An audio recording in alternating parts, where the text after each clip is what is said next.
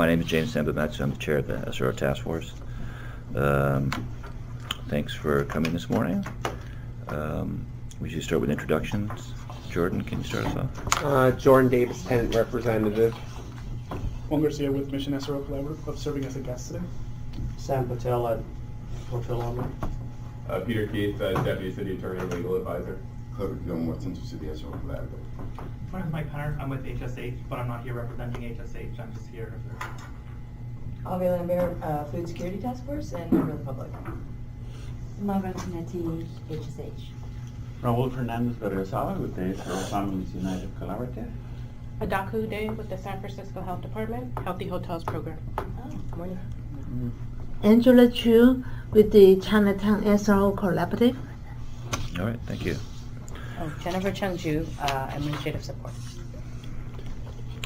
Okay, so we didn't have a quorum last time, so we're going to look at the minutes from the meeting before that, January 17th, which was the meeting where we had the really excellent presentations on support animals, service animals, and the SPCA. Are there any, we have one change we need to make on page 2 where it says number 1, should say what task is the support animal supposed to perform. Do other people have comments on the minutes?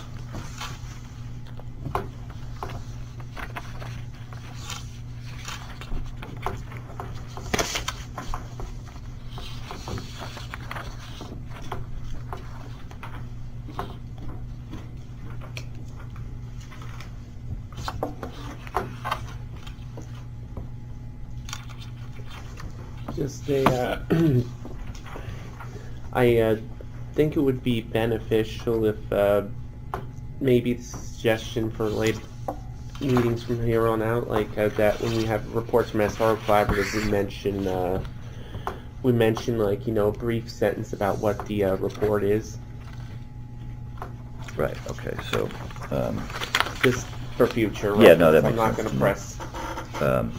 So when we do this here, we want to have a little bit about what they said. Okay. Anything else? All right, is there a motion to approve the minutes? I'll make it. Jordan Davis, is there a second? second. Margot Antonetti. All those in favor? Carries unanimously. So essentially, I'm just going to skip over item 4 and go to item 5, which is the renewal of the terms. So a few months ago, we went before the board to get our task force renewed for another 3 years. And then the next step is to renew people's terms for another 3 years. And we have nearly all the applications that we need. We are waiting for we're waiting for 2. One is a property manager, and one of our longtime members, Sam Patel, has made a suggestion, and we're hopefully getting his application soon. And then Shirag Bhakta informed me that he has a coworker who they feel does more of a direct service with tenants and has more of experience in that sense from his organization, Mission Housing. So he is having her send her application in for his spot. What's her name? Her name is her last name is Gardner. All right. So that is a non-profit SRO operator. That's right. Right? Yeah, and so Shirag felt that his background wasn't really in managing hotels, so they thought that'd be a better fit. So we're expecting that application to come in. So as soon as we get those 2, we will. I've been in contact with the clerk of the Rules Committee. His name is Victor, very nice man, and we're going to be forwarding all the applications as a package, and that will be calendared for the Rules Committee, and my goal is to get that done very quickly, in time, with plenty of time for the next meeting that we have. Okay, any discussion on that? Okay. The next item, SRO rent subsidies. This was an item that was requested by Jordan. And there were a couple of things that we passed around. There's this one where it says whereas at the top, and then there's a spreadsheet right here. Did everybody get one of these? Okay. Jordan, would you like to elaborate? All right. I requested this item because, to be quite frank, the rent is too damn high, even in supportive housing. Take a look at the spreadsheet right here. You see a variety of rental rates. These are all the master leased properties in the city. Look at all this. Like in my hotel, we have 500. This was actually a sunshine request that I just got back from HSH. The question is, like, HUD considers people to be rent burdened if they're paying more than 30% of their income towards rent. In other cities, if you have like these homeless housing programs, they're probably paying 30% of their rent. With the city like getting a huge infusion of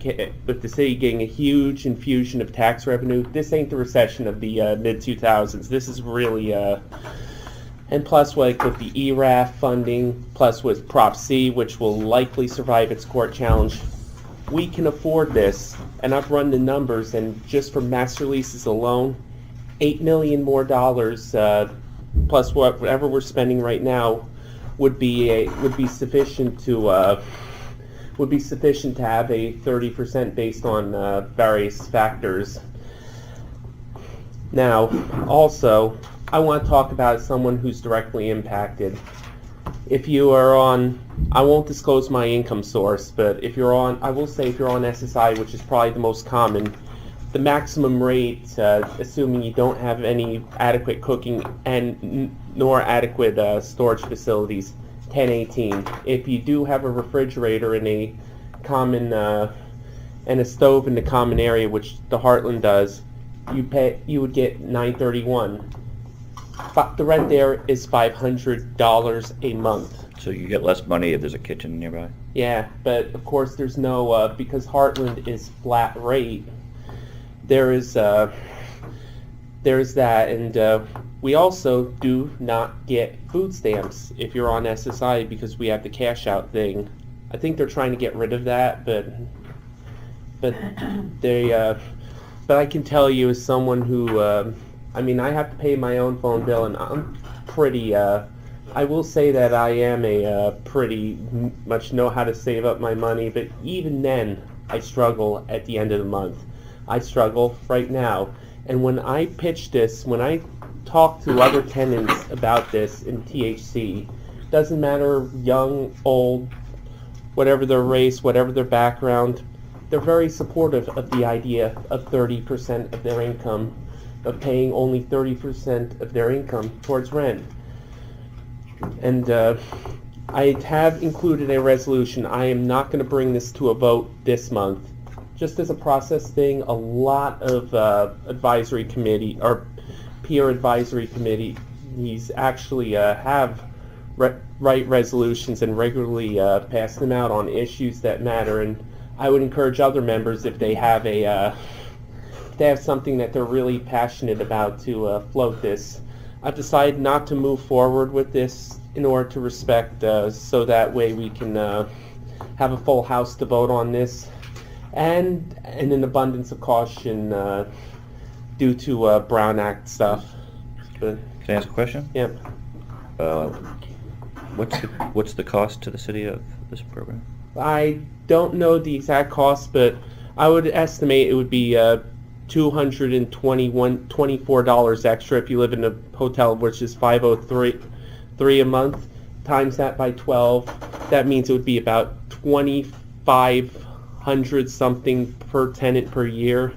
And if you lift it to all these, probably less than 8 million, and I'm really highballing this number. So it might be a little less. Plus, think about it, we have like an $11 billion budget. That's $1 billion budget in the city. Our economy is doing pretty well. We're humming along. And we also passed Prop C last year, which of course is a Prop C last year, which will survive in court challenge. It's being collected but not expended, and once it survives the court challenge, which it will likely do, we'll be able to hit the ground running there. So, Margot, you have a question? No, not a question, I have a comment. Okay. So the EWAF money is already being allocated for new permanent supportive housing, new master leases to the sound of 400 units. One of them being a step up, the Bristol Hotel. And the Prop C money, we do not know when that gets out of the court. I would have to, I totally appreciate and respect your calculations, but I think it would be really important for the Department of Homelessness and Supportive Housing to do the calculations as well. This would be an incredible amount of money for the department, and that is not to take away from the fact that, you know, really ideally everybody should have that a certain rate. I think many people that don't live in permanent supportive housing would agree with that as well, that, you know, anybody really should be at 30%, which is also why Hudson sets that standard, but that doesn't mean that they can implement it in the private market. And I did ask some colleagues of mine who worked with the master lease program longer than I have about some of the history of it. And so some of the specifics around cannot cash and non-cannot cash are really related to when the program started in 99 to 03, and then also afterwards when it really took off. I had some short conversations that I would want to double check around that the amount is supposed to not be more than 50%. I do know that even when SSI has gone up, which we know is never very much, the flat rate has stayed the same. Since it's not a percentage, it should stay the same. And then the other pieces, and again, that doesn't take away from this, I was informed by HSA that actually SSI recipients are now eligible for CalFresh, and they're talking to us about how we can help to roll that out, because we have so many people in permanent supportive housing that are on SSI. So. Okay, thank you, Peter. Oh. Okay, Cliff? So I have a couple thoughts about this. Appreciate your research, Jordan. I'm happy to, if we continue this discussion, to go back to our housing department and get a little bit more data on so the percentages of tenants in TZ hotels that are either on SSI or GA. I know I run the leadership program, that's about 35 people. The majority of people that are on that program are on GA. And so one of my just thoughts is, so how do we pay for this and who pays for it? And to me, whenever it's allocation or redistribution of funds, it seems to me that there has to be a trade-off somewhere. And that's a consideration I would have, is to, so what part of money gets moved and what are we going to lose if we shift money into this? So so that is one of my main concerns, but I'm happy to come back and continue the discussion and find out where the housing department stands in terms of the people who are in TC subsidized housing.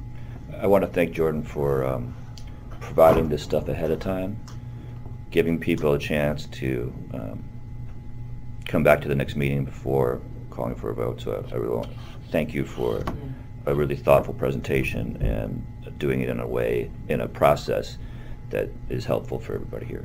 Margot? Yeah, just to, and Jordan already implied this, so this was a sunshine request to the Department of Homelessness and Supportive Housing. So that's where the numbers came from. We had to pull them together pretty quickly, but I think they're still accurate. And so it would be wait to allow us to do an analysis. We'll probably come out somewhere around the same amount that you're coming up around, but the question of where the money would come from and what that would mean is a different one. So it's not for lack of a desire, I'm sure. And we'd also like to come to 30% at all our non-master lease supportive housing, which is all the affordable housing that is earmarked for people living with homelessness, having experienced homelessness. And we haven't been able to get to 30% at all of those sites either. But we're definitely working through our portfolio. It's one of the analysis we're working on. Yeah. It's come up quite a bit at the Food Security Task Force. They're working on the outreach campaign to let folks know about the SSI and the new CalFresh benefits. So this seems like an opportunity for overlap. If you guys would like a presentation, or if any of you would like to come to that, I think that'd be really helpful because you have the information and the access to the folks that they need to get the information to.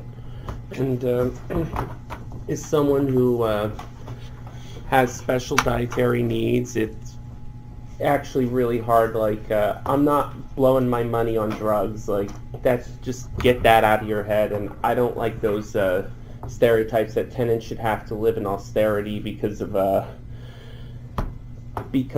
this, because of all these negative stereotypes and stigma. And I mean, I spend it on like mostly food and clothing. That's what I spend it on, and also transit in case I have a RTC card. So, and I'm on the free muni program, so at least I can get by there. But you know, sometimes it's still a struggle, especially when you live in an SRO and you have like very little access to a kitchen. You also and when you look at SROs too, like public housing is paying 30%. At least I can't say that public housing is like paradise because there's been a lot of disinvestment there, and I don't want to take away from the issues, but at least they're going to have a kitchen. At least you have an in-unit kitchen and an in-unit bathroom. And just want to emphasize again that talking to SRO tenants, including some of the more conservative types, are really supportive. They really want the extra. They really want and need the extra money. Other comments?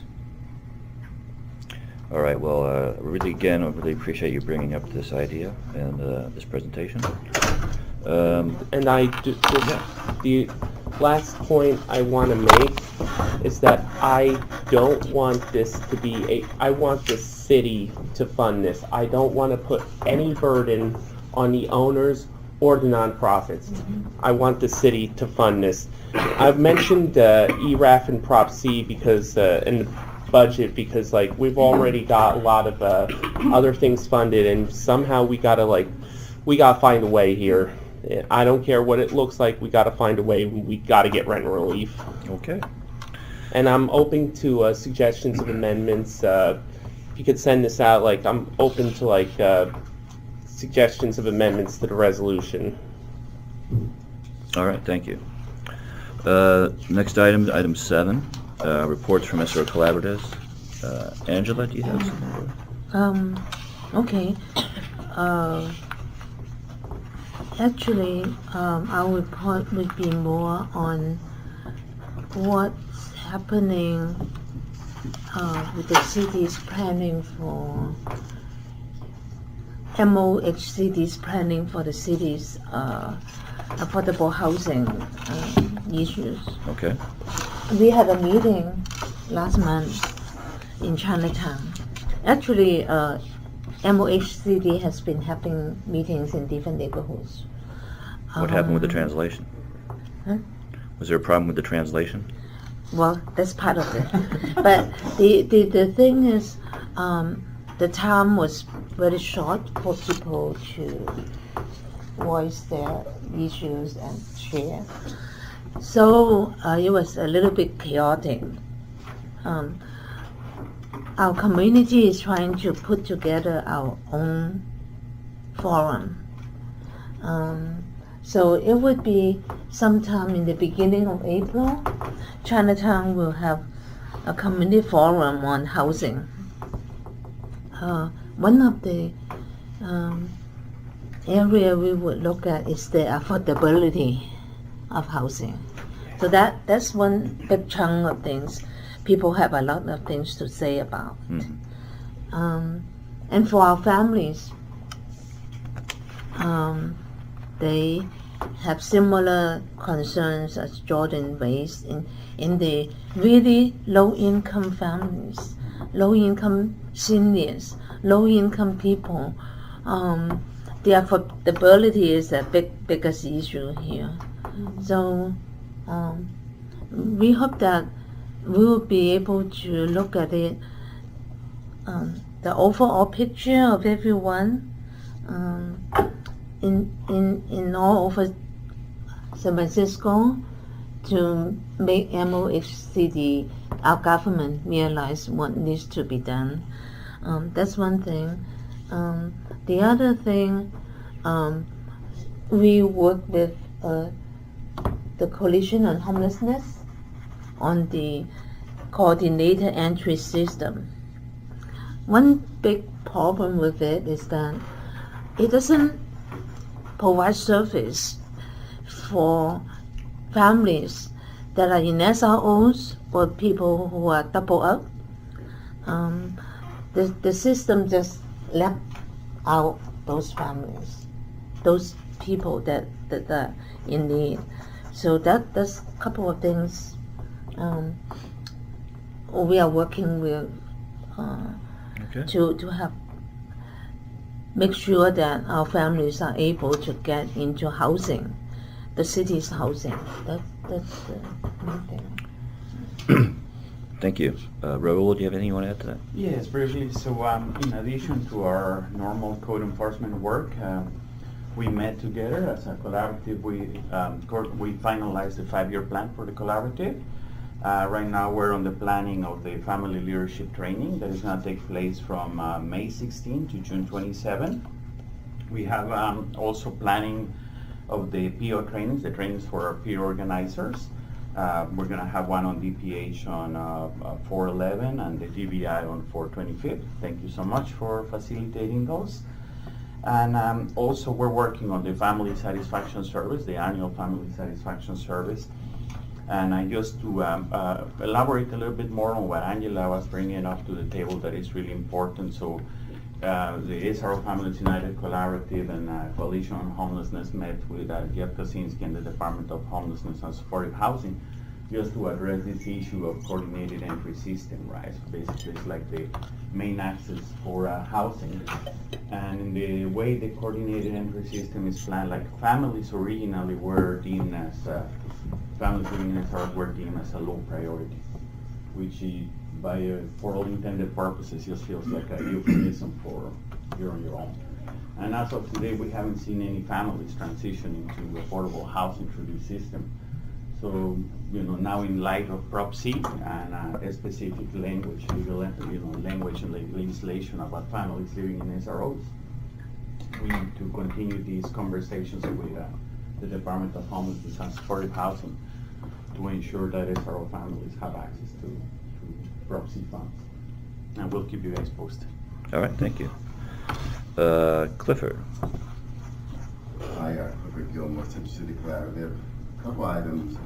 Last month, February, we actually held a large tenant rights training on state and local housing tenant rights laws and property owners' rights, and so it was well attended. I think we had about 40 people there, which is really good. It was collaboration with some other community organizations, so that was a really good event. One other item on the OMB legislation that was passed, I think, by the board last year, made some modifications. There's revisiting some language in that legislation relative, I believe, to owners who acquire property having some knowledge of certain things with this legislation. So they're sort of going back and looking at that legislation. You say UMB? OMB, Operating Maintenance and Budget. Oh, okay. Yeah. And then I think the last thing is that we have seen a little bit more of an uptick in rent board cases relative to properties changing hands with new ownership. particularly some changes in lease language and rental increases. So many of our staff is going to Rentwood probably at least once every 2 weeks with some tenants around that. So that's the update. Thank you. Does Mission Housing or Mission SRO have anything to? There's not much of in the reporting sense. There's just been a few changes with one of our partners, MNRC. That's the Mission Neighborhood Mission Neighborhood Resource Center. Center. Yeah. The case manager transferred back to full-time to the clinic, and we're expecting MNRC to send over a case manager so we can have a case manager on site. And just another update, we have hired our in-house tenant rights counselor. She started 2 weeks ago, and she's going to undergo a lot of training with our secondary partner, Casa Justa Just Cause. And that will take a couple months. But she's great. She's got a great background in helping tenants in the mission. So she's a great addition to our team. And we're just looking forward to moving forward with more cases and helping out more tenants. All right, thank you. Counselor swap with Dolores Street. Was that? Mission Neighborhood Resource Center. You're trading somebody with Dolores Street. No, the case manager from MNRC that was on site decided to go back to MNRC, Okay. and then we just have to wait for MNRC to send another case manager to be on site At Dolores Street. Yeah. Okay. Any discussion? So we'll go to the next item, item 8, future meeting topics. Does anybody have? I think we're going to do. Jordan, you want your item on for next time, right? I would like the item on, and I'm gonna wait till if anyone else has something to say before I say like this other thing that's been bugging a lot of people. Does anybody else have any items? Oh yeah. The CalFresh assessment has been published by the Food Security Task Force. It's about 200 pages, but we are printing copies. And one of the biggest gaps in food insecurity has been identified at SROs, so I thought that'd be highly pertinent to you guys. We could bring you a copy. I'm not sure if we can always have somebody here, but I think there's a lot of overlap and a lot of opportunity. For example, TNDC is launching a SRO cooking class. So yeah, anything you guys would like presented, I could have folks come over. Yeah, just maybe a little bit more discussion and collaboration between the two task forces would be beneficial. Okay, so why don't we say like a brief presentation on the food security, or? Sure, maybe on the main points of the assessment Okay. related to SROs or something. Okay, sounds good. Does Mark Antonetti for the record, does everybody here know about the Food Security Task Force and what they do? I don't know if we have time now to talk about it, but that should probably be part of the presentation, or maybe it could be talked about now in public comment or something. Sure, why don't we do it in public comment? All right. Jordan had one more. Okay. Unless the other item is something that's been going on with my building. There's an anchor tenant in there that's applying for an entertainment license. Clifford might know about this. Basically this record store / cafe is applying for a permit with the Entertainment Commission to play loud music after 10 o'clock, and this is kind of a place that plays a lot of like heavy metal and like a lot of music that's very disturbing to a lot of tenants. And it's also got me thinking about the sort of anchor tenants in the envelope of my building. Like there's a bar, there's a gentrifying bar, there's like a food store that sells a lot of liquor and very little healthy food, and so I feel like maybe along the line of discussion of anchor tenants at anchor tenants within SRO envelopes, and what is suitable for that, and what would actually like serve the community and not be a big nuisance.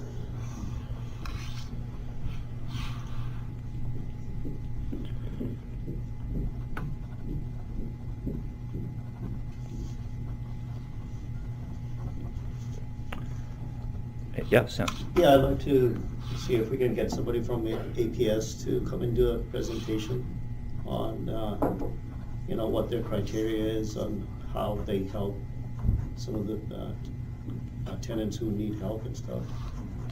Adult Protective Services. Yeah.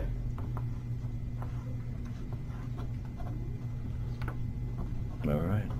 We'll see how many we can get on for next time. Is there any further discussion? Yeah. Yeah, I would just suggest that maybe for the what anchor tenants are appropriate in SRO envelopes, that we maybe figure out some way, and maybe you and I can talk about that, or we can talk about this, how to make sure that we also have some facts at the table around, and then maybe you can help with that, around, like if somebody, for example, master leases, if an organization master leases an SRO and there's already a tenant in there, it doesn't mean that they can change that. So just in terms of, I so hear you around what is an appropriate tenant, but I also wonder if we want to have any kind of background around, maybe you can help us out, what some of the background is for certain tenants. Right, yeah. Peter Keith for the record. I think when we talk about what's an appropriate anchor tenant, a lot of those are use issues under the planning code and subject to the planning commission, so it may be valuable for the planner to explain the process for things like what are permitted uses in different neighborhoods, what uses might require a permit, and also just sort of what is the planning commission process. If you have a concern about a particular type of use, how do you make those concerns heard as part of the planning process? And I know it's a very complicated process, but that's typically the way that we take up issues of, should music be played after 10 p.m. Often you have to get a conditional use permit from the planning department for that to be allowed. And so I think just a discussion of the process that you go through. I think the question of whether a landlord can have a particular tenant is, if the use is already allowed, they probably can have the tenant, but as far as the types of regulations we can have on what are okay uses, that really tends to go through the planning department. And also, Jordan Davis for the record, it also is an entertainment commission issue because there's an upcoming, at the April, I forget what it is, it's April 2nd, entertainment commission, they're going to be discussing this permit to allow loud music after 10 o'clock, and it's involving RS 94109, that's the name of the establishment, and we would also be good to have that in conjunction with that, like where does the entertainment commission come in? Right, I think there's often multiple departments that are going to be involved, and I think for something like a music permit specifically, you're going to have the entertainment commission. So yeah, I think certainly someone from planning should be there because it all tends to go through planning, and that's why you address issues like liquor stores and things like that. Kind of broader than just the entertainment issue, but kind of the broader question of what are appropriate uses for the ground floor spaces. Thank you for everybody's comments. We really probably should limit the discussion until we actually have items agendized. So this is the last call for discussions of other topics. Okay, seeing none, we'll move on to general public comment. Is there anybody? Okay, yeah. Good morning. My name is Dion Roberts, and I'm the Executive Director of Mary Elizabeth Inn. And we're a nonprofit organization here in San Francisco. We administer housing programs at 2 buildings, the Mary Elizabeth Inn and the Hotel Verona. And we serve formerly homeless women, single adult, unaccompanied, in our 2 buildings. So part of my comment today, I guess I'll address it to DBI, is I just want to mention something about the 604 affidavit process, which I really think that DBI should exercise more oversight over that process. An ordinance that came about, I think, just only in the last couple of years, which requires multi-unit buildings to get their fire escapes and appendages certified. It seems as though there's just one company, Christopher's Construction, that is determined, authorized by DBI to perform these inspections and write off these certifications. And they're the only organization or company that does it. It's very arbitrary. You know, they come out, they do the inspection, they have their findings, they give us a report, then they come back again and they sign off on it. And we've had an instance where they've had to come back 3 times. And, you know, we're just on our own trying to convince them to get their reports more accurate, their findings more accurate, so that we're not being charged multiple times for them to come back and do these inspections. Okay, well, that's a very interesting point. The affidavit started around 2004, and it was the Board of Supervisors that required that. And any licensed contractor can sign that. So I'd be happy to talk to you with this more after the meeting. Yeah, more information needs to come out about that so that we know that, you know, we do have the backing of the DBI. Okay. That it's not just such an arbitrary kind of free-for-all Sure. process. Another, if I may, I don't know if there's a time limit on public comment, but I'm very interested in hearing more about the Food Security Task Force. Mary Elizabeth N. actually, you know, we provide free meals to our residents. I think we're the only master leased kind of SRO building that actually has an on-site commercial kitchen. We provide free meals. We have no designated source of funding. So we've gone from breakfast and dinner 5 days a week to breakfast only.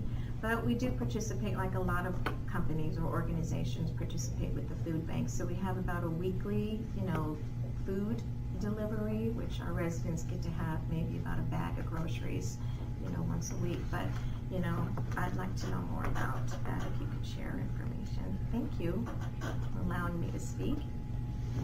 You're welcome, no problem. Why don't we hear from Food Thank Security? you. Yeah, Ave Lambert for the record.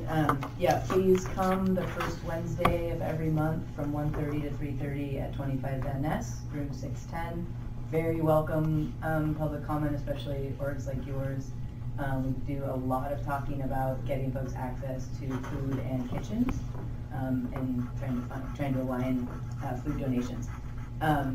And I would just like to implore your task force to have food insecurity as a priority. The Health Commission has accepted the priorities we list in our assessment. I'm happy to, again, bring a presentation. The Food Security Task Force has been tasked with identifying the ways in which the population is not being served, and where food insecurity is the most concentrated. And it has been found that it is largely in the SRO population. So I think it's, again, just a really good overlap. And again, all participants are invited to come to our meeting. And I'm not really like an official representative. I'm a member, but I didn't prepare anything to say. So I'm happy to have another. If you guys have any questions about what the Food Security Task Force is, again, the assessment is super juicy, and our website is quite good with bullet points to help digest like this rather lengthy and dense report. But it's very exciting, and I do think it's very pertinent. Well, I want to thank both of you for coming today and sharing with our task force. Guests are always welcome here, and we take everyone's input very seriously. And we're appreciative of any of the resources people have to share with our groups, with our tenant population of SRO residents. Any other public comment? Yeah. So just a thought regarding the 30% flat rate. Just some implications that I've seen in other communities when you just have that flat rent rate. And I understand the emphasis is on lower income tenants, but in higher income tenants, that can actually end up disproportionately affecting them. So when you just have a flat rate rent, for example, someone might not want to move in a partner that has high income because then their rent would go far up. Alternatively, it might affect them in such a way that they might not want to take on seasonal work around the time that an income recertification is taking place. This is, and I know that those are fringe cases, but in a large enough system with enough folks in our SROs. So I'm simply proposing that when discussing a 30% 30% rent rate, we might consider also imposing a maximum rent, such that someone with a very high income isn't paying a huge amount of rent, as can happen. So it's just a thought. Okay, thank you. I think those are all the guests we have, so I guess that's all we have for public comment. Is there a motion to adjourn? I'll make it. All right, Jordan Davis, second. Is there a second from anyone? Clifford? Thank you all for coming.